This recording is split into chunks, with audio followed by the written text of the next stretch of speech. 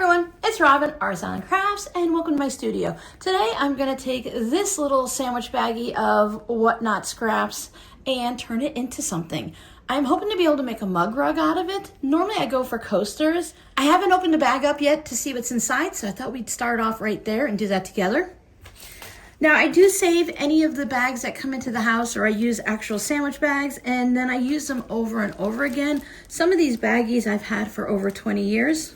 Whenever I had scraps or projects that I've already started that I consider in a group, I like to keep them together so I don't have to go hunting for them later. And I believe in this one, I was taking charm squares and making these little triangle things. It was from a pack of charm squares that had an outdoor hunting camping theme. And it looks like I have more than enough for a mug rug. I might even be able to make two. And this is very similar to my tree pattern where I just inserted a triangle into the charm pack. At the end of the video, I'll put a link to my tree pattern so you can see how to make this actual, we'll call it a block. So before I do anything, I'm going to take these over and give them a good press. I'll sort them by size and then I'll see what I'm going to do from there. So I have a stack of 4x4 squares. And these are 4 wide by 4.5 tall.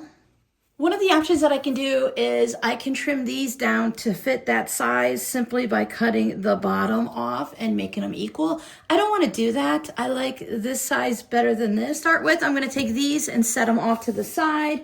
I don't know yet what I'm going to do with those, but I want to work with the ones that are the same size. Now, normally a mug rug is 6x9, but really a mug rug is also any size you want to make it. Because I'm working here on my cutting mat, I can line these up on one of the lines and then overlap them by 1/4 inch. That makes these about 14.5 inches long, which is too long for what I would say for a mug rug, but I could sew it together into a zipper pouch or create a hot pad, but my goal today is a mug rug. Now, if I were to sew these 2 rows together, it'd be about 8.5 inches tall. I do like that size for a mug rug. And if I take 2 off, that would give me a mug rug about that size. Now, that's very workable. I would just need to choose the 6 of these blocks that I like the most. This one has a light background, so I'm going to automatically take this one out. And that one has a light triangle in the center. Now, I don't remember what my plan was. I might have just been thinking about these as trees, but as I'm looking at them now, they kind of remind me of those little pop-up tents, especially the ones where they put a clothesline or a rope between 2 trees and put the tent over it. We're only working with 6 pieces or 6 blocks here. There's a lot of ways I can rearrange these 6 blocks, but in 2 rows of 3, it really does limit it a little bit, especially since there are 3 fabrics that match. Trying to keep those separate from each other. So I think that's a great idea right there for a mug rug. What I'm going to do is sew these together and we'll leave this as a top and then I'll figure out what I'm going to do with those. I have the rows sewn together and I pressed all the seams from where I sewed it into opposite directions. Now I only have 2 points right here. I do like to put a couple clips in place just to make sure that my seams are nested and that they stay. So you have one going one way, one going the other. And when you have them set up just right and you wiggle your fingers like this, you can feel that it locks into place. There's got to be some bias area in here with the base of those triangles, and I don't want to stretch any of that out while sewing. I tend to forget and skip the most important step is to measure all of your random blocks first before you put them together. And this block was just a little shy of the 4 inches. You can see that this piece is longer or this piece is shorter. For a mug rug, it's on the end. All of my seams lined up, so I'm very happy with it. And after I quilt it, I will just go ahead and just trim off the extra. Small projects like these are a great way to use up scraps of batting and fabric for the backing. Now for this one, I'm going to do a really simple project and I'm just going to do the right sides together and turn it around. I'm not going to put any binding on. If you're working on a project and as you're getting closer to the time you need to have it for, whether it's a birthday or a gift occasion, as we're coming up to Christmas, we might need to be making more projects and having them done faster. There's nothing wrong with a mug rug that doesn't have binding on it. Not every quilted project needs binding. For this project, I will be putting the top and the batting together and quilting it and then adding the backing on later, but we'll worry about that later. For now, I want to find a piece of scrap batting that fits that size the best as I can without taking a huge piece like this and cutting it down. So you might have scrap batting left over from if you made a big quilt and then you trim the sides. We'll look through and see if I have any other scraps that'll work for this. In this container, I never go with the thought that anything in here is 100% cotton. I'm not putting my mug rug in the microwave. I don't think anyone else will, so I can find something here. Now, when I have projects that aren't light in color, I do like to use the natural batting when I have it. A lot of times I'll purchase natural batting because it's on sale.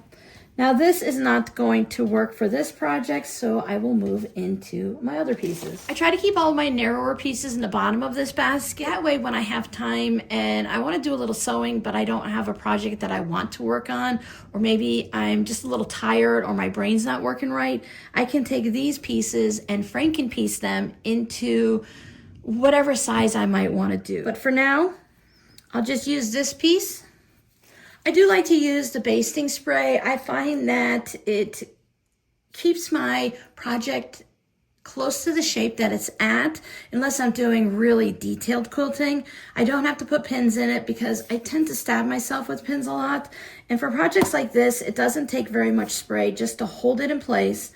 And it's just really what works for me. You can hold it in place with pins or in any fashion that you usually do. The Air Force is really flying a lot today. I think these are a barkeeper's towels that we picked up at Walmart many years ago.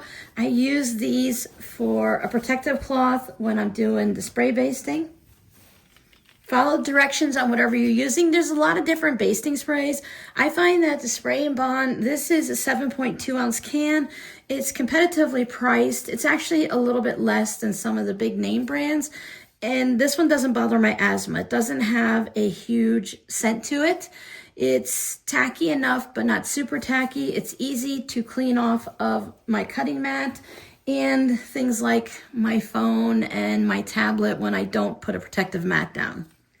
There are a variety of other kinds, and some of them have different scents. You can get like lavender and lemon. But it doesn't take a lot. If I were using this on a full-size quilt, I would spray baste it and then add some extra pins just in case. Take this over and give it a nice press to set that glue. The spray basting does not gum up my needle. It doesn't dull my needle. I don't have any problems with it.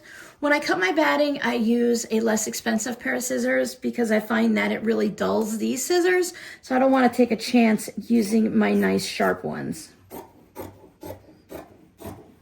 Sometimes I just use a rotary cutter, but then I've got to clean the fuzzies out of my mat. And we'll save this to use on the rest of our project. I'm going to set this aside for now while I figure out what I'm going to be doing with those fabrics. That way I can take them over and quilt them all at the same time. I have my two taller ones that I could easily cut down. I will need to measure these and make sure they're all the same size, but I think that is a nice layout. It's similar in size to that mat that I've already created in width. And of course, it's going to be a little bit shorter, but I think that might be a fun set to have, even though they're not the same size. Maybe you put this on the desk and you have this one on the coffee table. I'll take out my ruler and trim these all so that they're the same size, and then I'll sew them together in the same format like that. But when I trim these, what I'm going to look at is see if I can take a little bit off the top and a little bit off the bottom and just balance it out.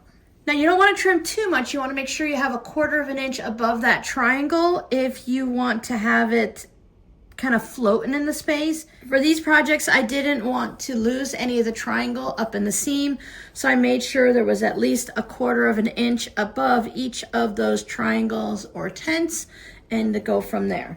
So I'm going to do the same thing when I trim these big ones down. Now this one looks like it's probably going to be the closest, just at 1/4 of an inch from the top of that triangle to the outside of the block. So when I make my first cut, I'm going to check up here to make sure that there's at least 1/4 of an inch, if not more. I'd rather cut off the bottom of the triangle here at the base. Everything is cut down to size, and I made sure I did my best not to lose the points, hopefully, in the seams. The way that's looking right now, so I'm going to sew these together the same way I did those.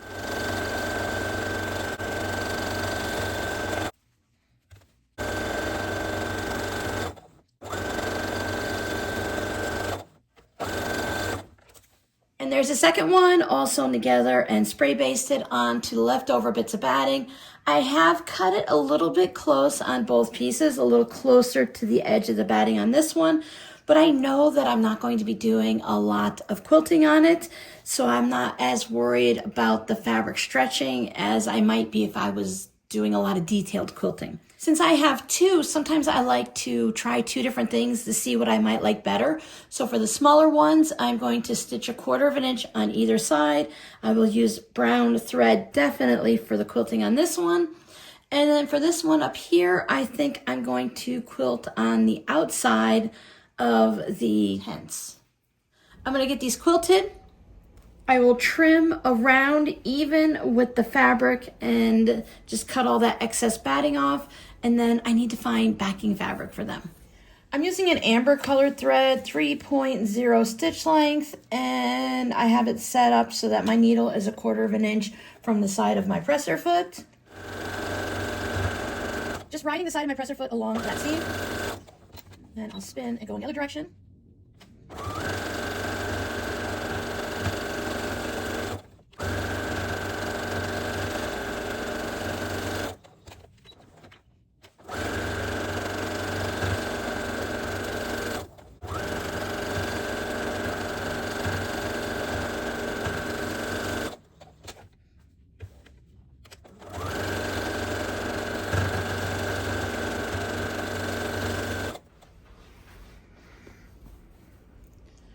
Here's the quilting on the larger one. And the simple quilting on the smaller one. Now for this one, I wanted the back of the mug rug to be brown because this is mostly in the brown family.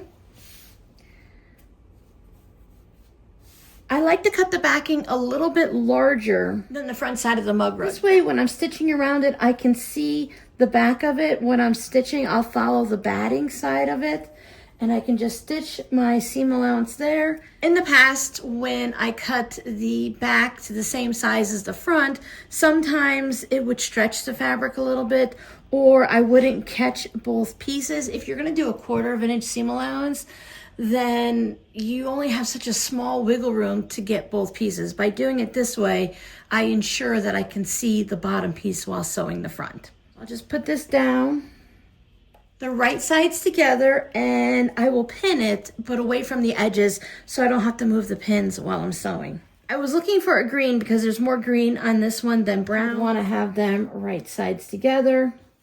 Again, leaving a little bit of fabric all the way around.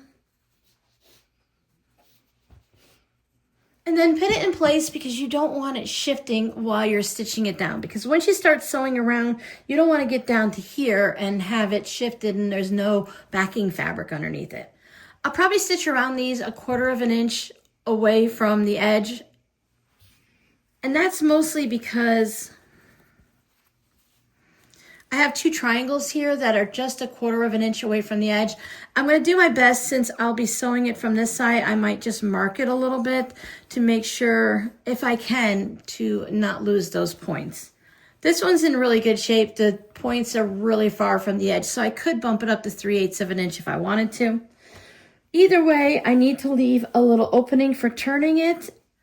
When there's any kind of seams along the edge, I try to go in between the seams to make my turning hole. That way, when I go to tuck everything in after I turn it right side out, I'm not having to deal with the seams. So I'll probably just leave a little bit open right there. Stitched around, and I trim the excess off. I do leave a little extra from the turning hole just so that I can tuck it in easier. I already have to deal with just 1/4 of an inch here with the batting. This is just a little extra so that I can tuck it in. I'll probably trim it down just a smidge more, but that's about right.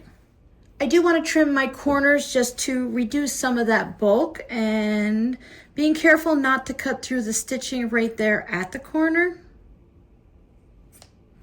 Sometimes I'll take a little extra off on this side and this side just to give it that bit of a rounded look to it. If you have extra fabric sticking out, I did trim mine off with a ruler because I had a lot, but if you have just a little bit, you can trim that off right now too. Do that on both pieces. Then we just turn them right side out, reaching into the hole. Grab a corner. You have to work it a little bit to get it out. You don't want to pull too hard. I did backstitch here and here at the beginning and end of my turning hole.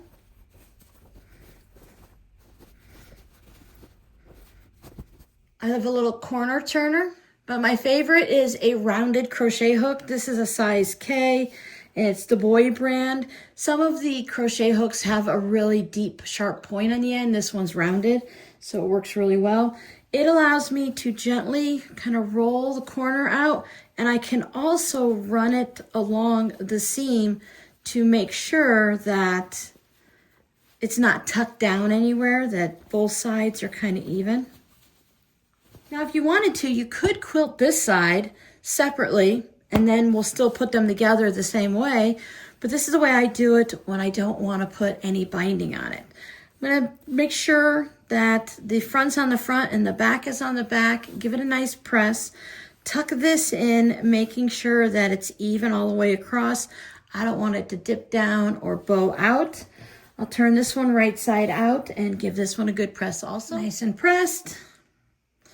I'll have to hit it with the lint roller afterwards. I put some clips while it's still warm from the iron to memorize that little seam there.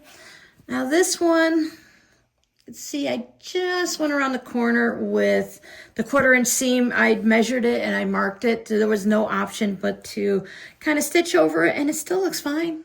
The final step is to do the top stitching. It's usually less than 1/4 of an inch, and the goal is to stitch around it and give it that finished look. But while doing that, I'm also going to be closing up this turning hole. I like to use the same thread that I used to quilt it. That way it looks like it's part of the quilting and part of the project, which it is. It's just a way to close up. And if you don't want a top stitch, you can just go ahead and do a little ladder stitch or whip stitch and close that hole right up. And there's my 2 finished mug rugs. You can see the top stitching around the edge on both of them. It just blends right in with the quilting, which is why I use matching thread. Mug rugs are a great way to use up small bits of fabric, leftover blocks, or maybe you have a few extra blocks left over from when you made a quilt. And it's a very quick way when you're in a time crunch for gift giving season. I think if you're giving someone a mug as a gift, it's really nice to add in a mug rug for them or some coasters. A mug with maybe a gift card or just some special treats inside, wrapped up with a new mug rug. I think it's a great gift, especially when you're doing gift giving season for maybe teachers or people in the office that you don't know as well as you do like some of your friends. So you just grab your word as mug rugs. Let me know down in the comments, are you a mug rug maker? Do you use mug rugs? You can also just hang it up on the wall as a mini quilt. So thank you guys so much for hanging out with me, and I'll see you in the next video. Don't forget, check out these videos, and I'll see you guys next time. Bye.